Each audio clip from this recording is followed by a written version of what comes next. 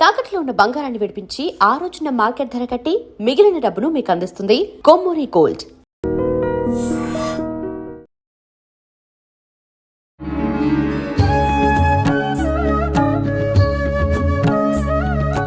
నమస్కారం, welcome to I dream. ధర్మ మార్గం విత్ విజిత కార్యక్రమానికి స్వాగతం. ప్రస్తుతం మనతో పాటు ఉన్నారు ప్రముఖ ఆధ్యాత్మికవేత్త, శ్రీ విద్యా ఉపాసకులు శ్రీ గురు కరుణామయ్య గారు. ఇప్పుడు గురుగారితో మాట్లాడి మరిన్ని విషయాలు తెలుసుకుందాం. ముఖ్యంగా మనకు ఎన్నెన్నో సందేహాలు ఉంటూ ఉంటాయి, వాటి గురించి సవివరంగా తెలుసుకునే ప్రయత్నం చేద్దాం. నమస్కారం గురుగారు. నమస్కారం గురుగారు. మరికొద్ది రోజుల్లో మహాశివరాత్రి రాబోతోంది.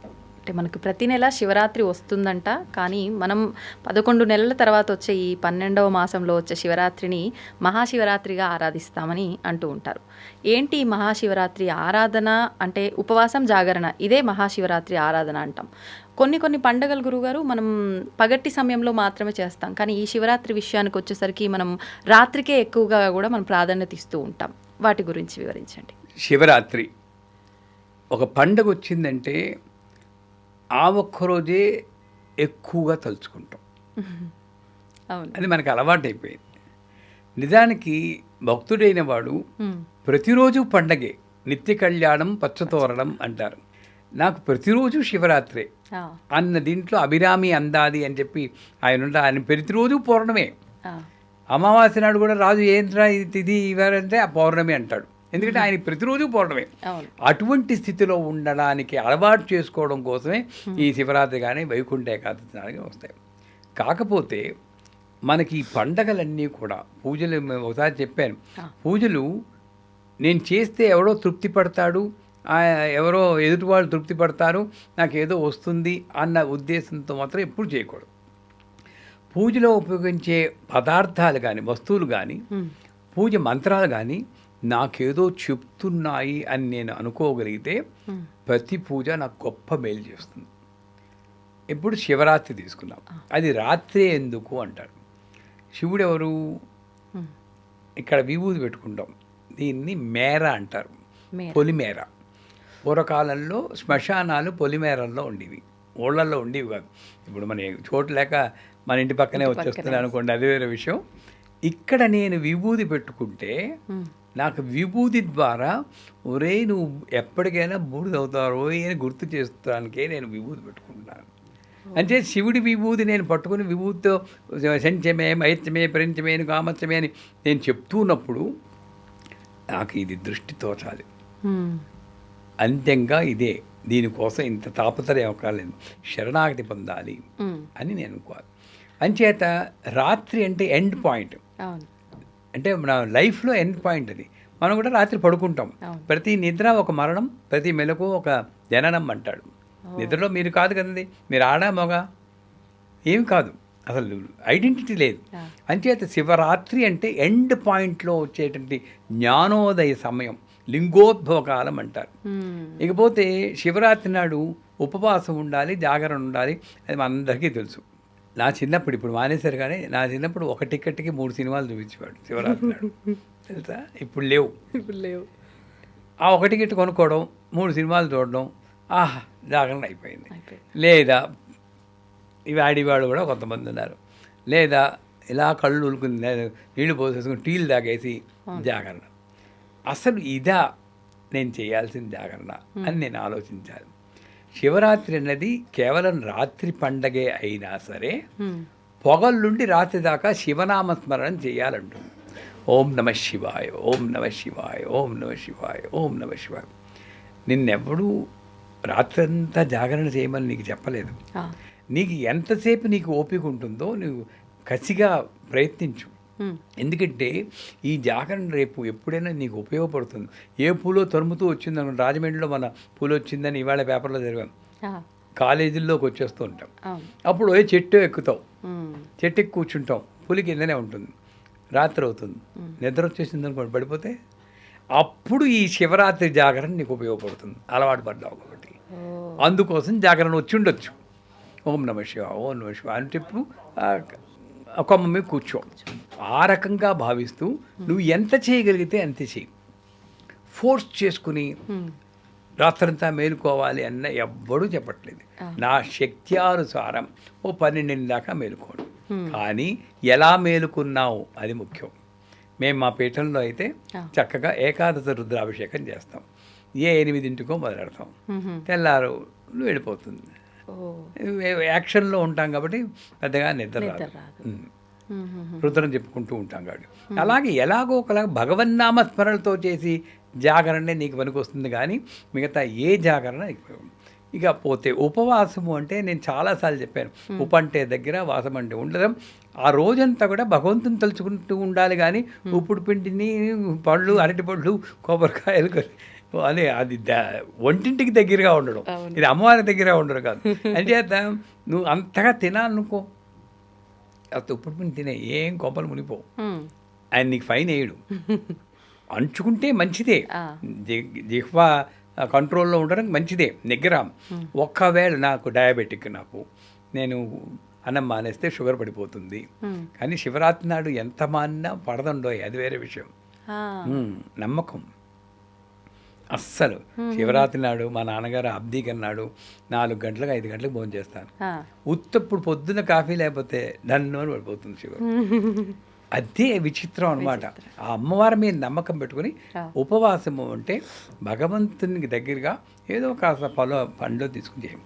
పోతే అభిషేకం అనేది చాలా ముఖ్యం. శివుడికి రుద్రం, నమకం, చమకం అనేది. నమ్మకం చదువుతున్నప్పుడు చదవడము, వినడము. చెల్లకరే బ్రదర్స్ అని యూట్యూబ్లో వెతికితే ఒక వీడియో ఉంది, ఆడియో. నేను వినేది అదే. నేనేం వేదం చదువుకోలేదు, స్వరంతో చదువుతారు. మన తెలుగు పండితుల్లో కూడా సామవేదం, షణ్ముఖ శర్మ గారు వాళ్ళు చదివిన ఉన్నాయి. సో అది వింటూ మీరు అభిషేకం చేయాలి. అభిషేకం చేసేటప్పుడు నమ్మకం మీద దృష్టి ఉంచమన్నాడు. తామ్రాయ చారుణాయ చ నమ, శృంగాయ చ పశుపతియే చ నమో, ఉగ్రాయ చ భీమాయ చ నమో, అగ్రే వధాయ దూరే వధాయ చ అని అలా మంత్రాలు వెళ్తాయి. తామ్రాయ చారుణాయ అంటే ఆ కాపరికి, తామ్రం అంటే కాపరం, ఆ కాపరికి ఎరుపు రంగు ఇచ్చేవాడు కూడా శివుడే. అంటే శివుడు ఎంత మైన్యూట్గా ఎక్కడెక్కడ వ్యాపించాడో చూడండి. అటువంటి శివుణ్ణి నేను ప్రార్థిస్తున్నాను అన్న ఒకే రకం తాదాత్మ భావంతో, ఇందాక చెప్పాం, ప్యాకెట్లు పెట్టి ఇలా చింపేసి అక్కడే పడేకేం. దయచేసి పాత్ర ఉండాలి. పాత్ర లేకుండా నువ్వేం చేసినా నీకు పనికిరాదు. కూతురు పెళ్లి చేస్తున్నా బుట్టలో కూర్చోబెట్టి పెళ్లి కూతురు పట్టుకొస్తున్నారు.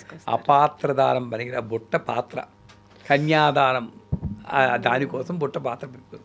అంచేత మంచి పాత్రలో ఒక పాలతో కానీ పెరుగు, పంచామృతాలు, పాలు, పెరుగు, నెయ్యి, తేనె, పంచదార, కొబ్బరి నీళ్ళు, ఫలరసం, ద్రాక్ష పండు రసం, చెరుకు రసం. ఇది చాలా ఉత్తమం. చెరుకు మళ్ళీ వెన్నెముక సంకేతం అలా వస్తుంది. తత్వం చెప్పుకుంటూ పోతుంటే ఇప్పటికి అవదు. సో ఈ రసాలతో అభిషేకం చేస్తూ వీటిని శివుడిని ప్రార్థించాలి. అక్కడ కూడా నమ్మకం అయ్యాక చమకం వస్తుంది.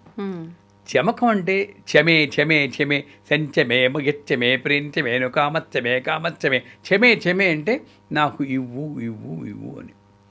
మనము దాని నుంచి నేను నేర్చుకోవాలంటే మనకు ఎంతసేపు నీకేం కావాలంటే ఉద్యోగం, పెళ్ళి, పిల్లలు, డబ్బు, దీని తర్వాత ఇంకేముంది? పేరు. ఈ 5 తప్పితే ఆరోగ్యం. చెప్పండి అని మరి ఎన్నున్నాయి చెమేలు అక్కడ. ఇవన్నీ వదిలేసేసి యాక్చువల్గా దాంట్లో ఉన్నదేంటి? ఇద్మచ్చమే బర్హిచ్చమే. నేను యజ్ఞం చేసుకోవడానికి కర్రలు, సమిదలు నాకు దొరికిడట్టు చేయి, దర్భలు నాకు దొరికిడట్టు చేయి, నెయ్యి దొరికిడట్టు చేయి, సుగంచమే, శయనంచమే, సుదినంచమే, నిద్ర వచ్చేటట్టు చేయి నాయన. అరవంలో పాట ఉంది, ఇండ్రు మట్టుం దొంగ విత్తాల్ వణంగువేం తాయే. ఈ ఒక్కరోజు పడుకోనిస్తే దండం పెడతాను తల్లో అని. అంటే మనశ్శాంతి లేకుండా కొట్టుకుంటున్నాడు వాడికి. నిద్ర కావాలి, సుదినంచమే, ఈ రోజు బాగుండాలి. ఇవన్నీ చెప్పి ఇది చమకం. ఆ చమకానికి అర్థం చదవండి. శివరాత్రి వస్తుంటే ముందు రోజే అర్థం చదివేసుకోండి. కనీసం 1-2 మనకి బుర్రలో పడతాయి. శంచమే, సుఖాన్ని కలిగించు. శంకరుడు సుఖాన్ని ఇచ్చేవాడు, శుభాన్ని ఇచ్చేవాడు శంకరుడయ్యాడు. అలాగా దాని అర్థం తెలుసుకుంటూ అభిషేకం చేయాలి. అయిపోయిందా? శివలింగానికి చేస్తే మంచిది. ఏది లేకపోతే ఒక ద్రాక్ష పండుకైనా ఆయన చేయమంటారు అవసరార్థం. ఒక ద్రాక్ష పండు పెట్టుకుని దాన్ని అవసరార్థం ఆవాహన చేసి యావత్ పూజావసానం ఏతత్ ఫలేనే సుఖం తిరం దృష్టత్వాహం చేసుకోవచ్చు. లేకపోతే శివలింగం ఒక రాయి దొరకడం ఎంతసేపు అండి. కాశీలో ఉన్నప్పుడు మేము అక్కడే రాళ్ళు పోగు చేసుకుని శుభ్రంగా చేసాం ఏకాదశి అభిషేకం. స్ఫటికమే కావాలి ఏం పెట్టుకోకరు. అయిపోయిందా, అభిషేకం చేశాక చిత్ శక్తి అష్టోత్తరం అని చెప్పి ఒక రేర్ అష్టోత్తరం ఉంది. భూరూప సకలాధారాయ నమః, ఓం నమః శివాయ అని ప్రపంచంలో ఉన్న ప్రకృతి శక్తులన్నింటినీ వర్ణిస్తూ గొప్ప అష్టోత్తరం. అది చదువుతూ బిల్వ పత్రాలతో పూజ చేయమన్నాడు. అక్కడ కూడా ఆ పత్రాన్ని చూసాక 3 ఆకులు ఉన్నాడు. మన వాళ్ళు ఏదో పత్రం వేస్తే చాలు అనుకుంటా. ఎందుకు 3 ఆకులు ఉండాలి? 3కి సంకేతం శివుడు. త్రినేత్రుడు, త్రిశూలం, సత్వజ్ఞాన సత్వ రజస్తమో గుణాలు, భూత భవిష్యత్ వర్తమానాలు. ఏది తీసుకున్నా 3 ఉన్నవాడు శివుడే అనుకుంటూ ఆ శివాయ అక్కడ చేయడం కూడా ఇలా చేయాలి భక్తితో. చిత్శక్తి అష్టోత్తరం. పోతే శివుడికి నైవేద్యం పులగం పెట్టమన్నాడు. పులగం అన్నం పెసరపప్పు తెలుసు వండడం తెలుసా? రెసిపీ వచ్చా? రాదు. అన్నం పెసరపప్పు అంతే వేసి కొంచెం జీలకర్ర వేసి ఉడికించడం. దాని మీద బెల్లం ముక్క పెట్టేవారు మా అమ్మగారు. మా దృష్టి అంతా బెల్లం ముక్క మీద ఉండేది. ఎప్పుడు తినేస్తాను, పులగం కాదు, మాకు బెల్లం ముక్క కావాలి. అందుకని నాకు బాగా గుర్తు. అంటే విడి రోజుల్లో కూడా గురుగారు శివరాత్రి చేస్తే విడి రోజు కూడా పులగం నైవేద్యం చాలా మంచిది. దానికి మళ్ళీ తత్వం జీలకర్ర. ఎందుకు జీలకర్ర? అష్ట సౌభాగ్య ద్రవ్యాల్లో ఒకటి జీలకర్ర. తాటి బెల్లము, పాలు, పెరుగు, మల్లెపూలు ఇలా చెప్పుకుంటుంటే 8 సౌభాగ్య ద్రవ్యాల్లో జీలకర్ర ఒకటి. అందుకే జీలకర్ర బెల్లం పెళ్లిలో పెడతారు. ఎక్కడెక్కడ లింక్ పెడుతున్నాడు చూడండి. అవునవును, ఎక్కడ తప్పించుకోలేరు సౌభాగ్యం నుండి. అంచేత అది పులగం నైవేద్యం పెట్టి శివుని ప్రార్థన చేసి 3 కాలాల పూజ చేస్తే మంచిది అంటారు. అంటే పొద్దున్న చేయాలి, మధ్యాహ్నం ఆ టైంలో చేయాలి, రాత్రి మొదలుపెట్టి ఏకాదశం ఓపిక ఉన్నవాళ్ళు 11 సార్లు రుద్రం చదువుకుంటూ చేయొచ్చు. ఓపిక లేని వాళ్ళు ఒక్కసారి రుద్రం చదివి చేయొచ్చు. అన్నిటికన్నా ముఖ్యం ఆయన బోళా శంకరుడు అండి. చిన్న ఒక చుక్క నీళ్లు వేస్తే శివుడు అభిషేక ప్రియుడు అంటాడు. ఎందుకు? ఆయనకు ధారా పాత్ర పెడతారు పైన. అవునా? విన్నారా? పాత్ర పెట్టేలాగా.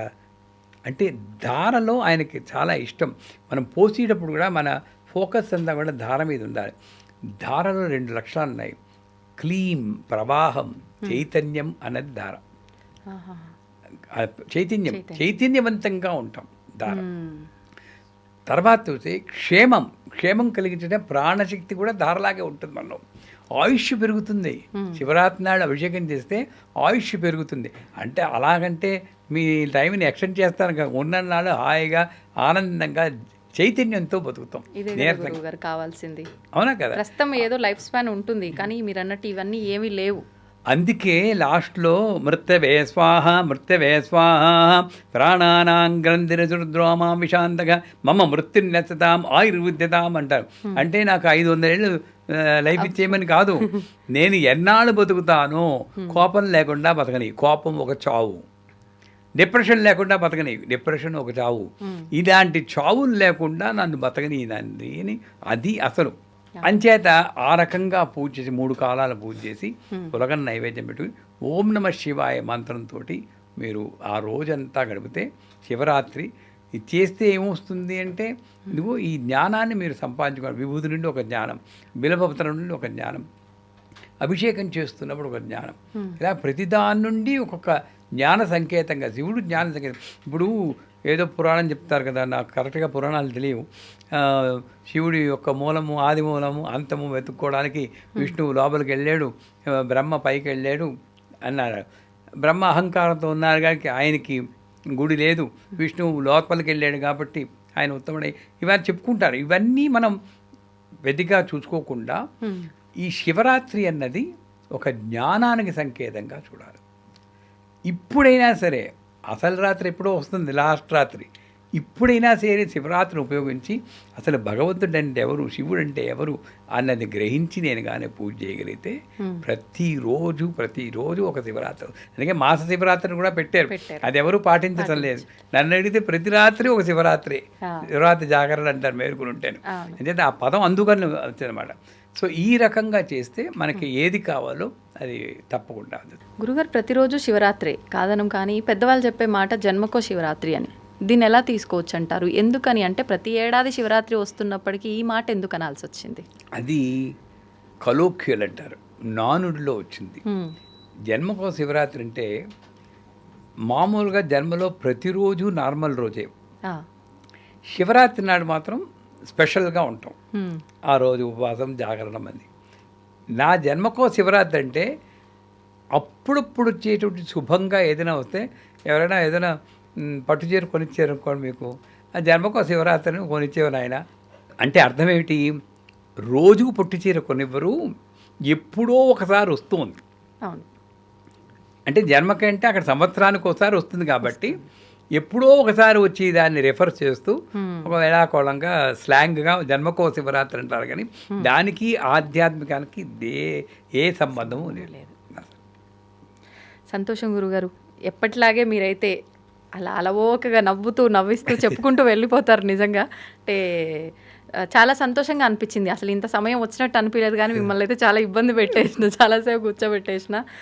అవకాశం ఉంటే మళ్ళీ కుదిరితే మీరు వెళ్ళేలోపు ఇంకొక తప్పకుండా 1 hour ఏమాత్రం అవకాశం ఉన్నా కూడా అది వస్తారు. ధన్యవాదాలు గురుగారు. నమస్కారం. And for more videos, Please subscribe to iDream. Please subscribe to iDream. Please subscribe iDream. And please subscribe to iDream. For more videos, subscribe to iDream. please like, share, and subscribe to the channel. Congratulations, iDream. Subscribe to iDream. Subscribe to iDream. So subscribe to iDream Media.